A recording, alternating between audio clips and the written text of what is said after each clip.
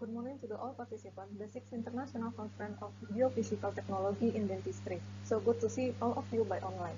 Today, I would like to show our literature review with the title Regenerative Endodontic Treatment for Necrotic Immature Permanent, a literature review. Before I start, I would like to introduce my supervisor, Dr. Gigi Nurhayati Natsir, PhD, SPKG Consultant. Thank you, Doc, for your guidance, so I can be able to finish this literature review. And let me introduce myself. My name is Niputu Satika Sukma Putri. I'm resident of Conservative Dentistry, Department Hasanuddin University. I will begin to present our literature review. Introduction. Immature teeth with pulp necrosis due to caries or trauma can cause incomplete root development, resulting in an open apical and thin root canal walls. Regenerative endodontic treatment. Apexification treatment is one of the conventional treatment options for immature teeth. Using calcium hydroxide, we can see at picture A and picture B mineral trioxide aggregate. However, this material cannot have root growth, thicken root canal walls, and cannot restore pulp vitality.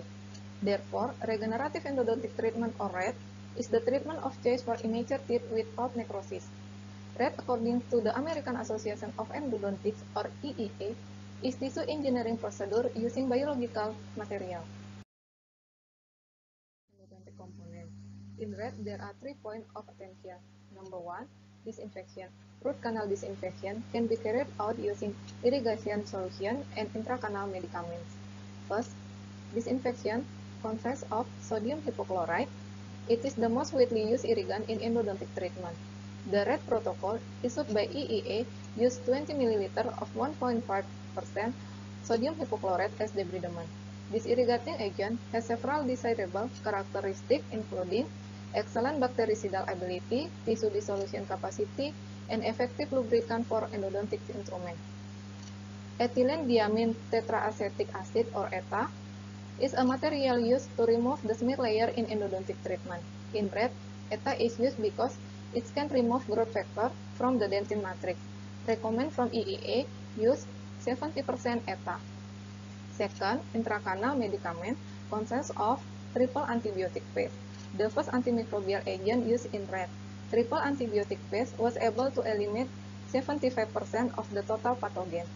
Although triple antibiotic paste has been widely used, it can cause tooth discolorization due to the content of minocycline.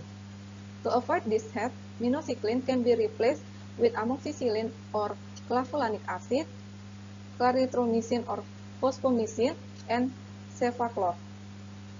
Double antibiotic paste. It is a mixture of ciprofloxacin and metronidazole antibiotic paste. The ability to eliminate bacteria in double antibiotic paste is less optimal than triple antibiotic paste. 3D antibiotic. It is an antibiotic containing nanofiber that functions as a 3D body that will be installed into the root canal. Antibiotic in low concentration and slow drug release process will overcome infection. Number 2, stem cell. Stem cells are defined as cells. They have the ability to continue to define and produce progenitor cells that will differentiate into several types of cell and tissue. Dental stem cells are easy to obtain and have great differentiate potential.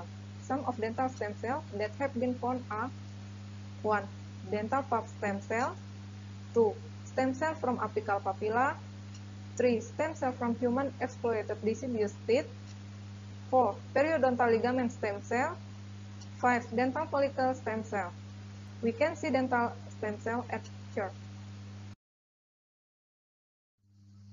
Number 3, scaffold. Scaffold is a physical framework that functions to create the precise spatial location of cell and regulate cell differentiation, proliferation, and metabolism, as well as assist the change of nutrients and gases.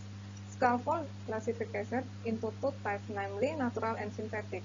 The types of natural scaffold are 1. Platelet-rich fibrin or PRF, 2. Platelet-rich plasma or PRP, 3. Collagen, 4. Collagen glycosaminoglycan or CG, 5. Cytosan, 6.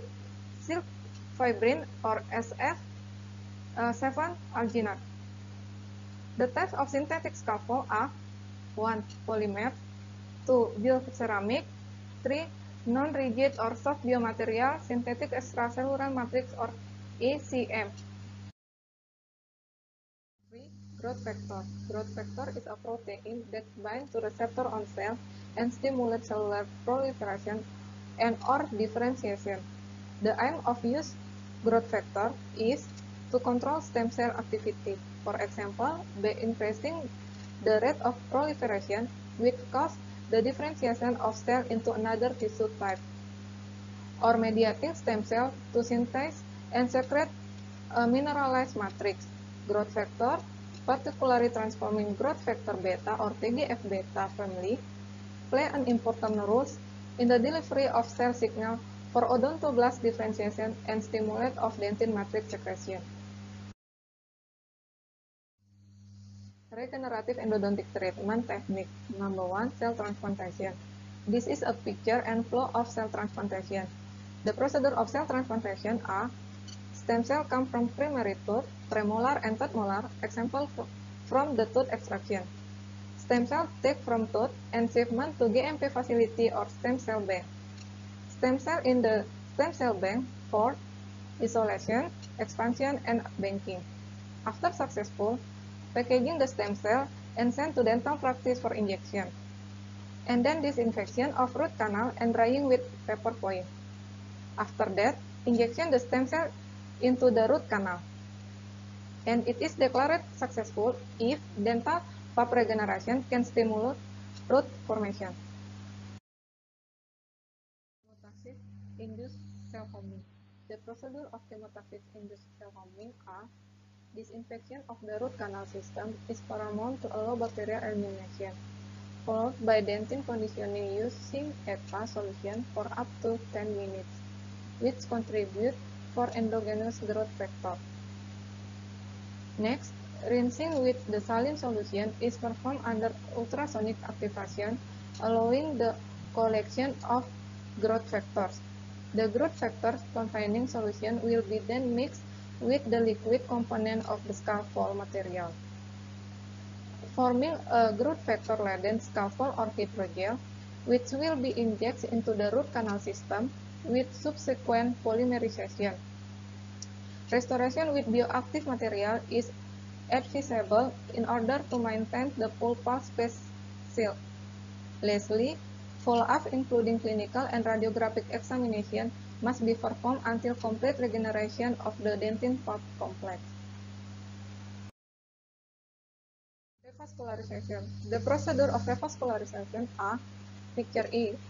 Revascularization is considered for immature teeth with expert apical, pulp necrosis, and apical periodontitis. Picture B is access opening. Picture C is irrigation in coronal. Scalpel is inserted into the root canal for radiography. Picture D, calculate the tooth length to determine the working length.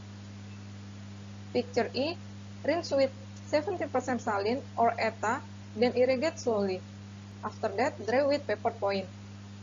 Picture F, insert intraoral medicament and cover with the temporary restoration. Picture G, evaluated for risk of infection. Lastly, irrigate with saline and 17% ETA. Picture A, after drying, the key file is inserted 2 mm through the apical foramen to stimulate bleeding. Picture E, blood fill the root section. Picture G, blood clots can be identified after 15 minutes.